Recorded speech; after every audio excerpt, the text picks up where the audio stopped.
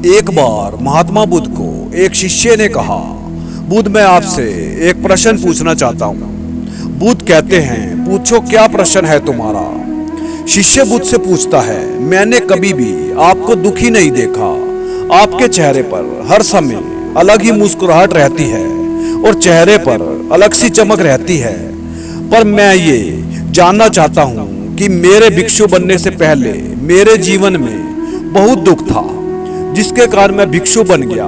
पर मैं अभी तक जान नहीं पाया कि दुख है क्या। क्या आप मुझे बता सकते हैं वास्तव में दुख क्या है? बुद्ध मुस्कुराते हैं और शिष्य से कहते हैं, दुख एक विचार से ज्यादा कुछ नहीं है। सभी शिष्य सुनकर चौंकते हैं और बुद्ध से पूछते हैं, परंतु बुद्ध विचार तो आते हैं और चले जाते हैं, पर दुख एक बार आ जाता है तो जाने का नाम ही नहीं लेता। बुद्ध कहते हैं, मैं तुम्हें एक छोटी सी घटना बताता हूँ। एक नगर में एक धनी सेठ रहता है। उसके पास एक वफादार नौकर होता है। वह सेठ अपने नौकर पर बहुत विश्वास करता है। एक बार सेठ बहुत कीमती सामान लेकर आता है। वह उस कीमती सामान को अपने कमरे में सजा कर रखता है और अपने नौकर से कह देता है, तुम्हें खास तौर पर इस चीज का ध्यान रखना है। ध्यान रहे यह टूटे नहीं। नौकर कहता है, मालिक मैं पूरा ध्यान रखूंगा, आप चिंता ना करें। अगले ही दिन वह नौकर पूरे घर की सफाई कर रहा होता है। सफाई करते करते वह सेठ की उस कीमती चीज की भी सफाई करने लगता है। सफाई करते वक्त वह कीमती चीज उस नौकर के हाथ से फिसल जाती है और नीचे गिर जाती है। सेठ को यह बात पता चलती है। वह नौकर के पास आता है और नौकर को खूब डांटता है, पर ना तो उस नौकर को नौकरी से निकाल सकता है और ना ही उसे पीट सकता है, क्योंकि वह उसका बहुत ही वफादार और पुराना नौकर है। इसलिए वह डांट धमका कर ही उसे छोड़ देता है। सेठ अपने उस कीमती सामान के बारे में सोचकर बहुत दुखी होता है। रात होती है और सेठ कमरे में आकर लेट जाता है, पर सेठ को नींद नहीं आती। वह बहुत बेचैन होता है। बेचैनी के कारण सेठ अपने कमरे से बाहर निकलता है और देखता है कि उसका नौकर आराम से खराटे लेकर सो रहा है। वह यह देखकर बहुत क्रोधित होता है। सेठ सोचता है, इसने मेरी इतनी कीमती चीज तोड़ दी और उसे बिल्कुल चिंता नहीं है।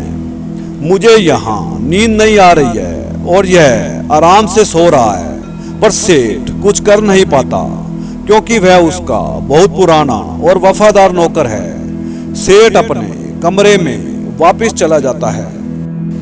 अगले दिन सेठ सोचता है, मैं इस समस्या से कैसे निकलूं।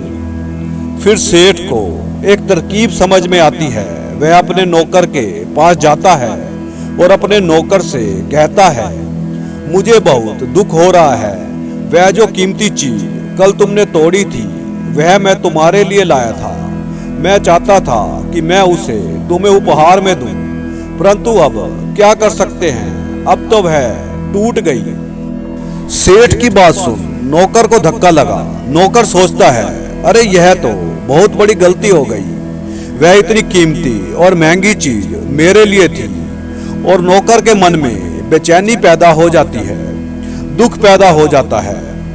रात होती है और सेठ आराम से सोता है और वहां नौकर बेचैन रहता है। उसे नींद नहीं आती, क्योंकि उस नौकर ने सेठ की उस कीमती चीज को अपने आप से जोड़ लिया।